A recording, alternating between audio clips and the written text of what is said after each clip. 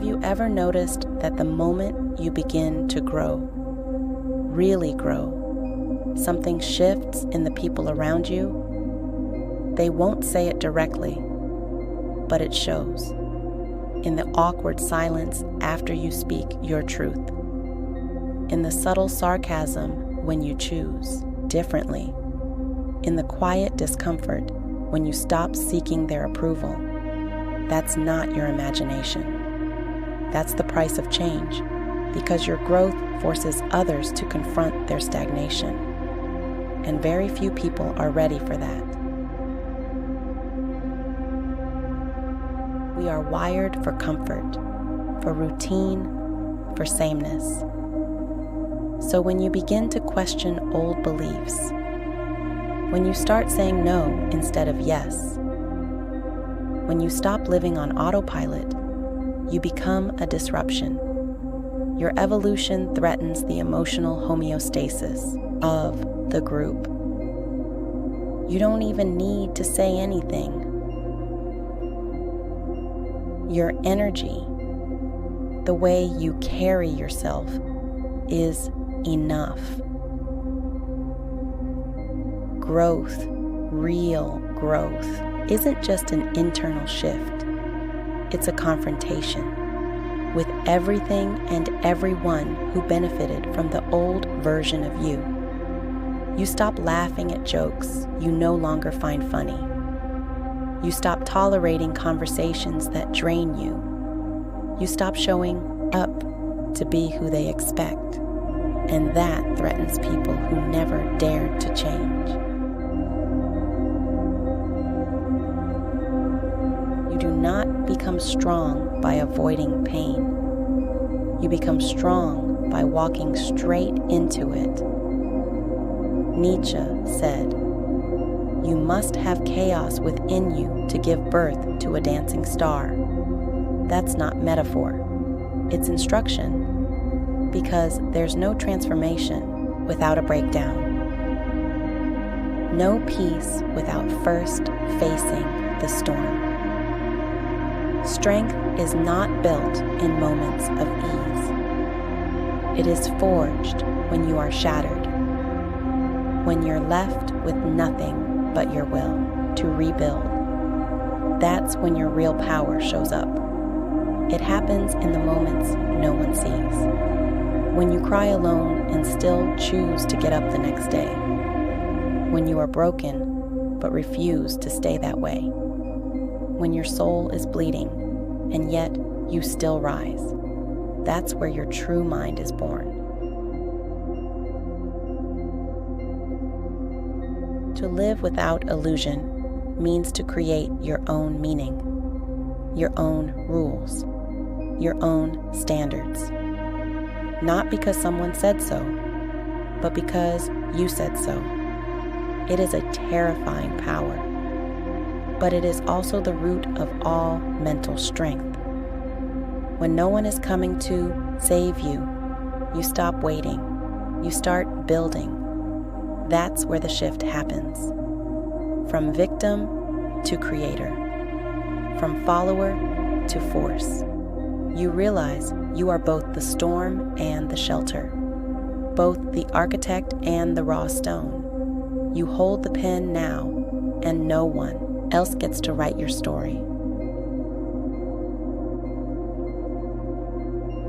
Nietzsche called this new type of human the Übermensch, the Overman. Not a superhero, but someone who transcends herd morality, who no longer needs approval, who does not adapt to the world, but reshapes it.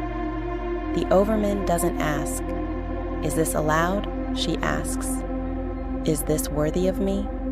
That shift, from obedience to authorship, is what builds the unbreakable mind. But that path is not for everyone. It requires a brutal level of self-honesty and a willingness to walk alone. It requires killing the old version of you that still craves applause. It requires silencing the voice in your head that still begs to be liked.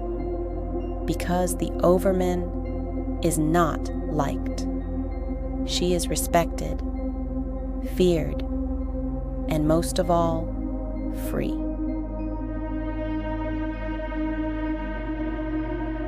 True transformation requires space, and space often means solitude, not chosen loneliness, but necessary withdrawal, because you cannot find your truth in the noise of the crowd. You cannot build yourself while constantly seeking mirrors in others. The stronger your mind becomes, the fewer people can walk with you. That is not a punishment. It is a signpost. Possession of yourself is the most powerful achievement in existence and the rarest, but it comes with a cost. They will call you arrogant, cold, distant. Let them misunderstand you, because the more clearly you see yourself, the blurrier you appear to others. And that is okay, because solitude isn't emptiness. It's the space where your true voice becomes loud enough to hear, and most of all, free. Nietzsche didn't fear tyrants. He feared collective mediocrity, the invisible pressure to stay small, to conform, to blend in. That pressure doesn't shout. It whispers. It says, don't make us feel bad by being too bold. Don't make us question ourselves by rising too high. It dresses itself as humility, but it's rooted in fear. When you grow, you disturb. You mirror back to others the parts of themselves they avoid. So they try to pull you back, not because they hate you, but because your freedom reminds them they're not free. You become a threat simply by existing. That is the cost of individuality. You become a mirror that reflects everything they try to ignore.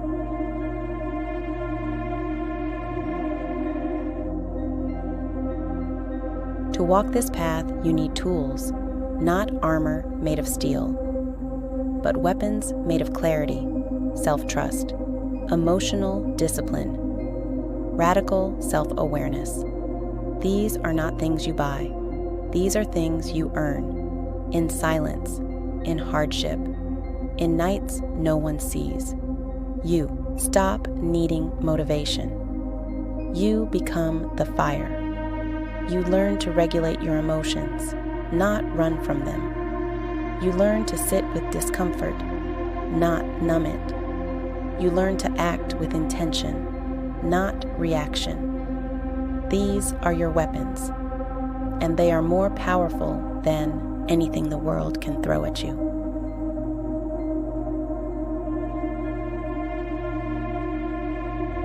Yes, you will lose things: comfort, familiarity, shallow friendships, but you will gain something no one can take: integrity, presence, freedom. You will notice what others don't. You will think what others fear.